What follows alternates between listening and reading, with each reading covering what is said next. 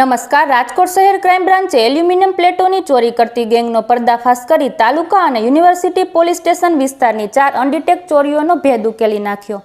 પોલીસે 5 આરોપીઓ અને કાયદાના સંઘર્ષમાં આવેલા એક બાળ કિશોરને ઝડપી પાડી તેમની પાસેથી એલ્યુમિનિયમ પ્લેટો, એક છોટા હાથી વાહન અને ઓટો રિક્ષા સહિત કુલ ₹18.4 લાખનો મુદ્દામાલ કબજે કર્યો. પ્રાથમિક તપાસમાં આરોપીઓ બાંધકામ સાઇટોને નિશાન બનાવી ચોરી કરતા હોવાનું સામે આવ્યું છે. હાલ પોલીસે અન્ય સંડોવાયેલા આરોપીઓની શોધખોળ સાથે વધુ તપાસ હાથ ધરી. વધુ સમાચાર માટે જોડાયેલા રહો. RP Gujarat news, Rajkot. રાજકોટ શહેર police commissioner Shri Brijesh Kumar Jha sir, additional CP Shri Chaitanya Mandlik sir તથા ડીસીપી ક્રાઇમ જગદીશ માંગરવા સરે મિલકત સંબંધી અનડિટેક્ટ ગુનાઓ ડિટેક્ટ કરવાની સૂચના આપેલ હોય, જેના અનુસંધાને રાજકોટ શહેર crime branch PI MR Gondaliya, PI Jadav તથા પીઆઈ ડામોરની અલગ અલગ ટીમો આ ગુનાઓ ડિટેક્ટ કરવા પ્રયત્નશીલ હતી. આ દરમિયાન રાજકોટ શહેર ક્રાઇમ બ્રાન્ચ પીએસઆઈ એન પરમારની ટીમને આ ગુનાને એક ગેંગને પકડવામાં સફળતા મળેલ છે. આ ગેંગની એમો જોઈએ તો આ ગેંગમાં મોડી રાત્રિના અંધારાનો લાભ લઈ દુકાની બાંધી બાંધકામની સાઇટ ઉપર જે એલ્યુમિનિયમની સેન્ટિંગની પ્લેટો હોય તેને ચોરી કરતી હતી.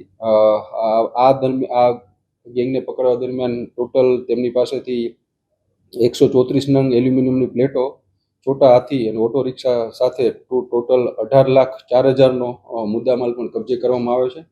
અને આ સાથે તાલુકા પોલીસ સ્ટેશનના 3 અને યુનિવર્સિટીનો 1, આમ 4 અનડિટેક્ટ ગુનાઓ ડિટેક્ટ કરવામાં આ ક્રાઇમ બ્રાન્ચની ટીમને સફળતા મળેલ છે. આ ગુનાના આરોપીઓના નામ જોઈએ તો રોહિત ઉર્ફે બાવલો મંજીભાઈ વાઘેલા, કલ્પેશ અર્જુનભાઈ માથાસુરિયા, મનોજ કાંતિભાઈ સોલંકી, રાજેશ ઉર્ફે રાજુ દેવસીભાઈ કુકડિયા અને કિશન કાથડભાઈ સોલંકી એ હાલ ક્રાઇમ બ્રાન્ચે એને પકડેલા છે. આ ઉપરાંત બીજા અન્ય 2 આરોપીઓને આ ગુનામાં હજી પકડવામાં બાકી છે.